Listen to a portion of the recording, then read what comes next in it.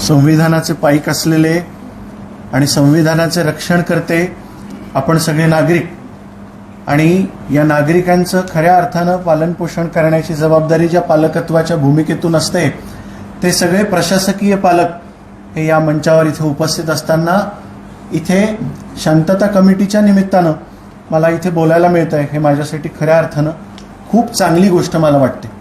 कारण नागरिक म्हणून आपण ज्या वेळेला आरशामध्ये स्वतःला पडताळत असतो त्यावेळेला आपण कुठल्या कार्यक्रमामध्ये सहभागी होतो यावरून आपल्या नागरिकत्वाचा दाखला हा आपल्याला मिळत असतो. आणि म्हणून हा दाखला जर मला इथे मिळतोय तर नागरिक म्हणून मी कुठेतरी चांगल्या दिशेला प्रवास करतोय असा मला त्याचा तरी अभिमान हा या निमित्तानं इथे वाटतोय. हा देश जर आपण बघितला तर हा देश उत्सवप्रिय असा देश, आणि या देशातला सगळ्यात मोठा जर उत्सव कुठला असेल तर तो मला वाटतं निवडणुकांचा असतो. आणि ज्या ज्या वेळेला निवडणुका येतात त्या त्या वेळेला देशामध्ये अचानक वारं बदलायला सुरुवात होते. आणि वारं बदलतं कसं तर शांतता असलेल्या, सहजीवनानं वागलेल्या, मैत्रीपूर्ण आणि सलोख्याच्या वातावरणाला अचानक डाग लागायला सुरुवात होते. आणि मग नकळतपणे काहीतरी घटना या कुठेतरी घडायला आपोआप दिसायला लागतात. पण एक कायमस्वरूपी लक्षात घेतलं पाहिजे की या घटनांचा सामान्य नागरिकाशी दुरान्वयपण संबंध नसतो, त्याचा त्याच्या धर्माशी सुद्धा संबंध नसतो. कारण सर्वसामान्य माणसाचे प्रश्न हे खूप वेगळे आहेत. ते धर्माशी संबंधित नाहीच आहेत, ते उपजीविकेशी संबंधित आहेत, ते पोटाशी संबंधित आहेत, ते रोजच्या जद्दोजहदशी संबंधित आहेत. ते प्रश्न बाजूला राहतात आणि कुणीतरी कुठल्या तरी अगदी प्रत्येकच धर्मातल्या ठेकेदारांनी सर्वसामान्यांना वेठीस धरायचं आणि अशा प्रकारची धार्मिक तेढ निर्माण करायची आणि त्या भावनांना बळी पडून आपण त्याच्यात वाहवत जायचं. हे कुठेतरी आता या देशामध्ये थांबलं पाहिजे. यासाठी सगळ्यांनी मिळून प्रयत्न करणं गरजेचं आहे. सर्व धर्मांनी मिळून प्रयत्न करणं गरजेचं आहे. सर्व जातींनी मिळून प्रयत्न करणं गरजेचं आहे. कारण एक गोष्ट लक्षात घेतली पाहिजे की या देशात जर सर्वोच्च स्थानावर काही असेल तर ते देशाचं संविधान आहे. आणि ते संविधान आपल्याला धर्मनिरपेक्षतेचा पहिला धडा, पहिला परिपाठ हे शिकवतं. विवेकाचा, बुद्धिप्रामाण्यवादाचा, सत्सद्विवेकाचा आणि सगळ्यांना बरोबर घेऊन चालणाऱ्या समतेचा डोस आपल्याला पाजतं. अशा संविधानाचं रक्षण करण्याचं आणि पाईक होण्याची पात्रता हे आपण नागरिक म्हणून आपल्या सगळ्यांच्या अंगी येणं खूप नितांततम गरजेचं आहे. आणि ते जर आपल्याला करता आलं नाही तर आपल्याला वर जाऊन जे उत्तर द्यायचं आहे त्या उत्तराला मला नाही वाटत की आपण नजरेला नजर भिडवून उत्तर देऊ शकतो. आणि म्हणून हे सगळ्यात महत्वाचं आहे की हाडामासाचे आपण बनलेले आहोत. मी लहान मुलांचा डॉक्टर आहे. जन्माला येत असतानाच्या प्रत्येक बाळाला सगळ्यात पहिल्यांदा मी बघतो. त्याच्या अंगावर कुठलाच कपडा नसतो, त्याच्या अंगावर कुठल्याच धर्माचं लेबल नसतं. त्यावेळेला मी त्या बाळाला पाहिलेलं असतं आणि म्हणून ते बाळ निरागस वाटतं. पण जसं जसं त्याच्यावर कपडे चढतात, जसे जसे त्याच्यावर धर्माचे, जातीचे वेष्टनं चढतात, त्याला नाव चिकटवलं जातं, आडनाव चिकटवलं जातं आणि मग तो शाळेत येतो, शाळेतून कॉलेजमध्ये जातो, कॉलेजमधून तो व्यवसायात उतरतो. प्रत्येक ठिकाणी त्याच्याकडे बघण्याचा एक चष्मा असतो आणि त्या चष्म्यातून बघितलं जातं. हा चष्मा ज्या दिवशी पुसून स्वच्छ करू त्या दिवशी हा देश खऱ्या अर्थानं सुजलाम आणि सुफलाम झालेला असणार. मला एक गोष्ट सरतेशेवटी सांगावीशी वाटते जी आपण आपल्या तरुण मित्रांना, आपल्या सर्व मुलांना, जे कार्यकर्ते आहेत सो कॉल्ड प्रत्येक राजकीय पुढाऱ्यांचे, त्या सगळ्यांना एक निरोप द्या की या राजकारण्यांच्या मागे लागू नका.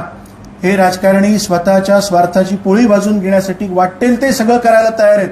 पण ज्या वेळेला तुमच्यावर प्रश्न निर्माण होतील त्यावेळेला या कोर्टाची अवस्था बघा, या न्यायालयाची अवस्था बघा. हा न्याय सर्वसामान्यांसाठी नाही. सर्वसामान्यांना न्याय मिळत नसतो, मिळत असते ती फक्त तारीख. आणि ती तारीख घेऊन आपल्याला पुढे पुढे चालावं लागतं. अशा वेळेला संघर्ष करत बसायचा.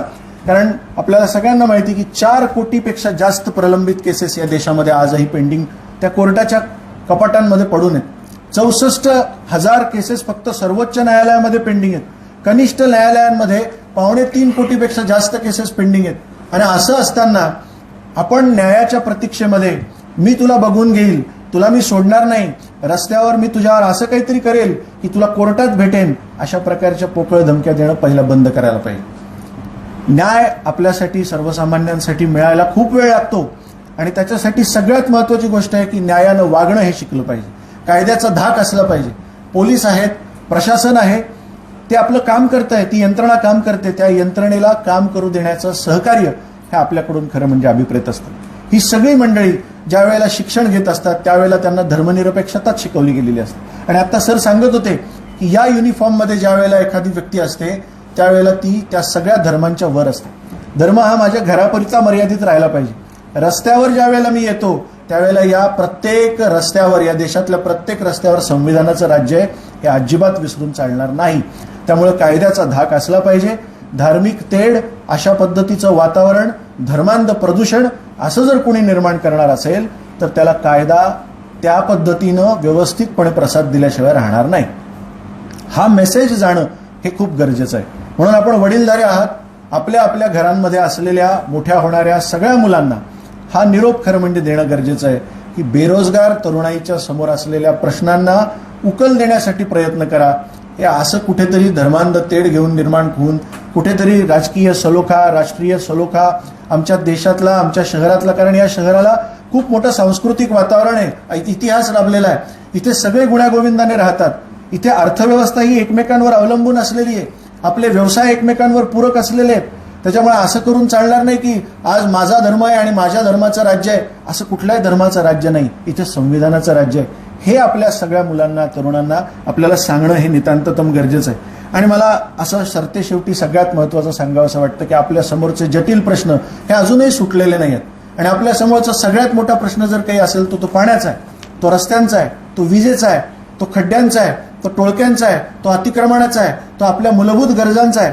त्याच्यासाठी कुठल्याही प्रकारचं जन आक्रोश मोर्चा निघताना दिसत नाही, त्याच्यासाठी कुणीही कुठलंही आंदोलन करताना दिसत नाही, त्याच्यासाठी कधी प्रशासनाकडे जाब विचारताना कोणी दिसत नाही. ही शोकांतिका आहे. नको त्या गोष्टींमध्ये आपल्याला भांडत ठेवायचं आणि मूळ प्रश्नांना बगल द्यायची. हे राजकारण्यांनी आजपर्यंत केलेलं कटकारस्थान आहे. या कारस्थानाला आज इथून पुढे आपल्याला बळी पडायचं नाहीये.